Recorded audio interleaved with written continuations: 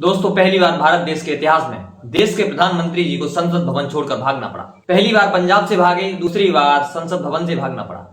भागना तो उनका पुराना खेल है, क्योंकि फकीर आदमी है, झोला लेकर चल पड़ देते हैं। इस बार विपक्ष की महिला सांसदों के डर से भागते हुए बताए जा रहे हैं। अगर फुहड़ता और ड्रामेबाजी की कोई हद होती तो वो भी बीजेपी के कारनामों को देखकर शर्मिंदा हो जाती। संसद भवन की ये तस्वीर देखिए। ये तस्वीर तब की है जब भाजपा के सांसद निशिकांत दुबे ने पहले प्रधानमंत्री नेहरू को अय्यास कहा।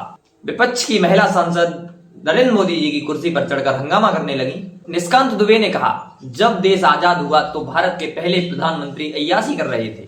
जब स्वतंत्र हुआ तो किस तरह से पाकिस्तान का बंटवारा हुआ और किस तरह से भारत के पहले प्रधानमंत्री अय्यासी कर रहे थे, इस किताब में मैं उसका जिक्र। कांग्रेस चाहती तो भारत के 14वें प्रधानमंत्री नरेंद्र मोदी जी के लिए भी ऐसी कई एक बातें कह सकती थी, क्योंकि भारत के 14वें प्रधानमंत्री कलयुग के राक्षस राज बच्चियों के भक्षक एपिस्टीन की फाइल में लिप्त हैं। लेकिन कांग्रेस ने ऐसा नहीं कहा। कांग्रेस ने निशिकांत दुबे की इस घटिया टिप्पणी का लोकतांत्रिक रास्ता निकाला, और रास्ता था विरोध का, रास्ता था धर्म का। ओम बिरला की केबिन में जाकर विरोध किया। जब विपक्ष की महिला सांसद विरोध कर रही थी, तब हमारे स्पीकर साहब धरती को ताक रहे थे। ओम बिरला शायद चौकीदार की अनुमति के बिना कोई काम नहीं करते हैं, इसीलिए उनकी बोलती बंद हो गई। पास खड़े किरण रिजिजू जी भी मौन व्रत लिए खड़े थे।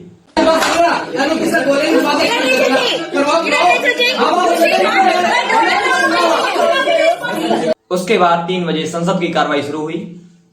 संसद से जो तस्वीर आई वो आपके सामने प्रस्तुत है, जिसकी वजह से मोदी जी को दोबारा मैदान छोड़कर भागना पड़ा। एक बार पंजाब से किसानों के डर से भागे, दूसरी बार विपक्ष की महिलाओं के डर से भागे। महिला सांसद केवल विरोध कर रही थी, वो रिवॉल्वर पिस्टल कट्टा लेकर नहीं खड़ी थी। भाजपा के लोगों ने कहा हमारे प्रधानमंत्री जी पर शारीरिक हमला हो सकता था, इसलिए उनका भाषण रद्द करना पड़ा। मोदी जी संसद तक आए और लौट गए। भाजपा के लोगों ने कहा मोदी जी पर शारीरिक हमला होने वाला था। मोदी का संसद से भागने का मैसेज गलत जा सकता था। तो 3 बजे ओम बिरला संसद भवन आए और बोले मोदी जी के साथ कोई घटना घट सकती थी, इसलिए मोदी जी को मैंने रोका। यानी भारत के प्रधानमंत्री दिल्ली संसद भवन के अंदर भी सुरक्षित नहीं है, जिसकी सिक्योरिटी इतनी टाइट है जहां परिंदा भी पर नहीं मार सकता, वहां भारत के प्रधानमंत्री जी सुरक्षित नहीं है। ये मेरी तो समझ से परे है। जब सदन के नेता को सम्मानीय महामहिम राष्ट्रपति के अभिभाषण पर जवाब देना था, तो मेरे पास पुख्ता ऐसी जानकारी आई कि कांग्रेस पार्टी के कई सदस्य माननीय प्रधानमंत्री जी के आसन पर पहुंचकर कोई भी अप्रत्याशित घटना कर सकते थे। ये दृश्य मैंने सदन में देखा भी सही।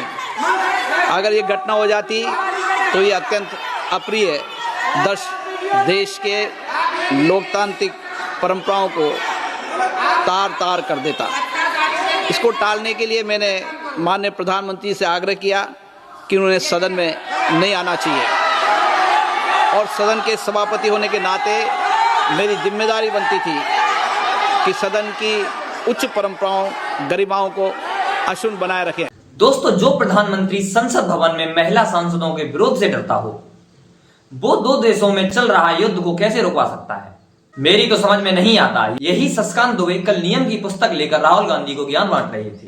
किसी किताब, किसी अखबार या मेल का सहारा लेकर संसद भवन में नहीं बोला जा सकता, लेकिन खुद नेहरू को अय्यास कहने के लिए संसद भवन में किताबें लेकर आए।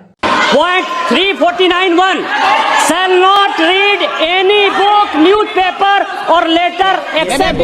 दूसरी किताब है सर, जो मथाई साहब, जो नेहरू साहब के प्रिय हुआ करते थे, वो कह रहे हैं कि इंदिरा गांधी के साथ उनके व्यक्तिगत संबंध थे और उन्होंने भ्रष्टाचार के आरोप में जो है उनको हटाया। ये बोलने दिया मैं सर, मैं उन किताबों का जिक्र कर रहा हूँ। मैं सारी किताबें लेकर आया हूँ जिन्होंने अय्यासी, मक्कारी और भ्रष्टाचार से पीड़ित इस कांग्रेस का हाल ये सारे देश को समझना चाहिए। ये किताब है सर, सारी सोनिया जी की किताब है ये सर। किस तरह से उन्होंने भ्रष्टाचार के आधार पर, किस तरह से भ्रष्टाचार के आधार पर इस सरकार को चलाया, और 10 साल तक किस तरह से करप्शन किया।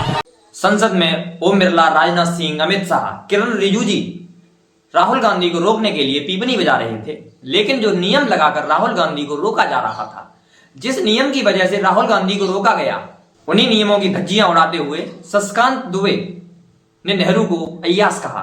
सुनिए शाह और बिरला की जुगलबंदी। सुनने में आता है कि स्पीकर पूरे सदन का होता है। विवाद लीडर ऑपोजिशन ने ही समाप्त कर दिया है। वो स्वयं कह रहे हैं कि पुस्तक प्रकाशित नहीं हुई, उन्हें स्वयं स्वीकार किया कि पुस्तक प्रकाशित नहीं हुई है। अब जो पुस्तक प्रकाशित नहीं हुई है इसका जिक्र सदन में कैसे हो सकता है? और प्रकाशित हो तो भी नहीं कर सकते, मगर प्रकाशित ही नहीं हुई है। हाँ, ऐसे प्रकाशित कोई भी किताब प्रकाशित, कोई भी मेल पर, कोई भी चीज पर चर्चा कैसे हो सकती है यहाँ सदन? दोस्तों, ये हैरान करने वाला है कि प्रधानमंत्री के भाषण के बिना राष्ट्रपति के भाषण का धन्यवाद कर दिया। लोकसभा में प्रधानमंत्री जी इसलिए नहीं बोले कि उन पर शारीरिक हमला हो सकता था। देश के प्रधानमंत्री जी अपने ही सांसदों के बीच में असुरक्षित हैं, तो सोचो पिछले 12 सालों में किस तरह का माहौल तैयार किया है। भारत के 14वें प्रधानमंत्री जी को सोचने की जरूरत है कि 12 सालों में उन्होंने देश को कहां से लाकर कहां खड़ा कर दिया है। हमला कर रही विपक्ष की महिलाओं को मार्शलों के जरिए हटाया जा रहा था, लेकिन मोदी जी के पास बोलने के लिए कुछ नहीं था। जिस टैरिफ डील की मोदी जी ने माला पहन ली थी, उसकी कॉपी तक हमारे प्रधानमंत्री जी के पास नहीं है। एप्स्टीन फाइल की बात तो छोड़िए, मोदी जी के पास कहने के लिए भी कुछ नहीं है। विपक्ष उनसे सवाल पूछता तो उन्होंने संसद से भागने का रास्ता चुना। यह सिर्फ सदन से बाहर जाने का रास्ता नहीं था, बल्कि लोकतंत्र की आवाज से मुंह मोड़ना था। संसद बहस के लिए होती है, पलायन के लिए नहीं। देश आज ये पूछना चाहता है, क्या सवाल पूछना गलत है या जवाब से भागना सही है? धन्यवाद।